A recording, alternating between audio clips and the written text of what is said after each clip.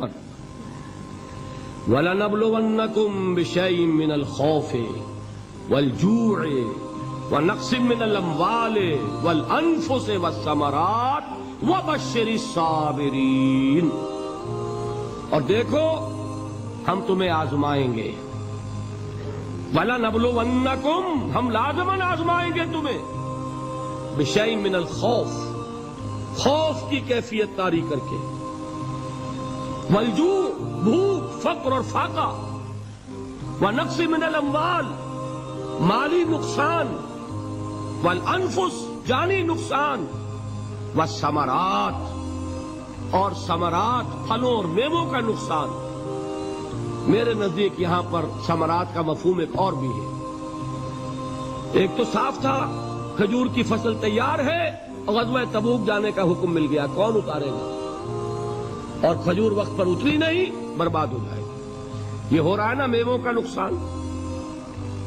اور میرے نزدیک یہاں یہ بھی ہے، بسا اوقات بہت سی محنتوں کا نتیجہ انسان دیکھتا ہے کہ ضائع چلا گیا، میں نے 10 سال محنت کی، حاصل کوئی نہیں نکلا۔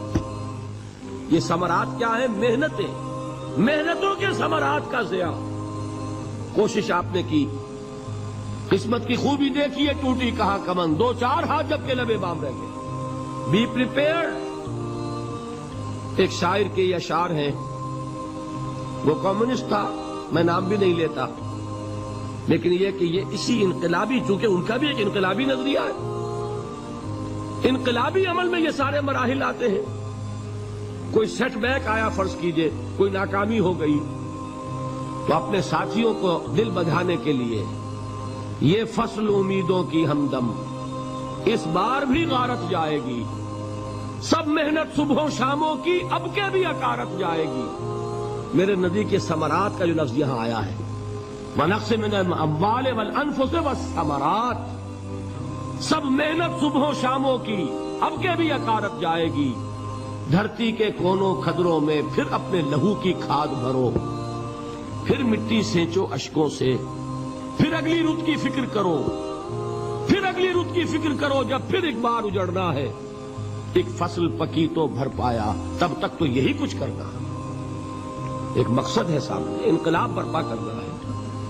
ایک کوشش ناکام ہو جائے کوئی پرواہ نہیں، نیکسٹ، پھر تیار رہو ناکامی کے لیے۔ ایسا نہ ہو جو انگریزی میں کہتے ہیں hope for the best but be prepared for the worst. ایسا نہ ہو کہ دوسری مرتبہ ناکام ہو کے بددل ہو جاؤ، تمہاری ہمتیں جواب دے جائیں، نہیں، پہلے سے تیار رہو کہ دوسری مرتبہ بھی ناکامی آئے تو آئے، لیکن جب تک کہ کامیابی حاصل نہیں ہوتی ہمیں یہ کام کیے چلے جائیں۔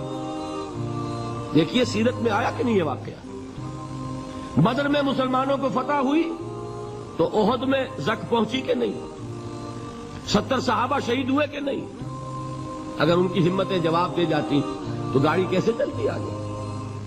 تو فرمایا وَلَنَبْلُوَنَّكُمْ بِشَيْءٍ مِّنَ الْخَوْفِ وَالْجُوعِ وَنَقْصٍ مِّنَ الْأَمْوَالِ وَالْأَنفُسِ وَالثَّمَرَاتِ، ہم تمہیں لازماً آزمائیں گے، خوف کی کیفیت سے، فقر و فاقے کی کیفیت سے، بھوک سے، جان کے نقصان سے، مال کے نقصان سے، محنتوں کے حاصل کے ضائع ہو جانے سے۔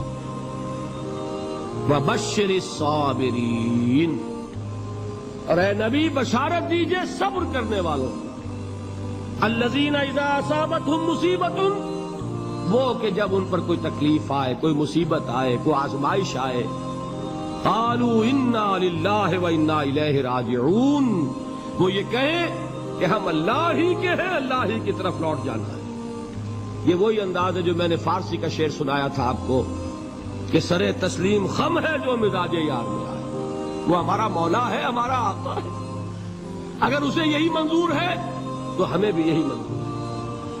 میں نے تسلیم و رضا کی بات کی تھی نا، آپ کو کچھ شعر سنائے تھے، ایک شعر اور سنیے، اور یہ کس کا ہے؟ محمد علی جوہر کا۔ ایک مرتبہ جیل گئے، ان کی ایک بیٹی جوان بیمار ہوئی، فوت ہو گئی،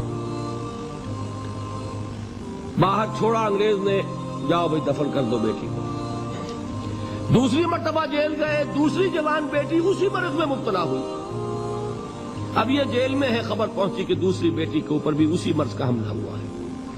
ایک نظم لکھی ہے جس کا آخری شعر یہ ہے تیری صحت ہمیں منظور ہے لیکن اس کو نہیں منظور تو پھر ہم کو بھی منظور نہیں.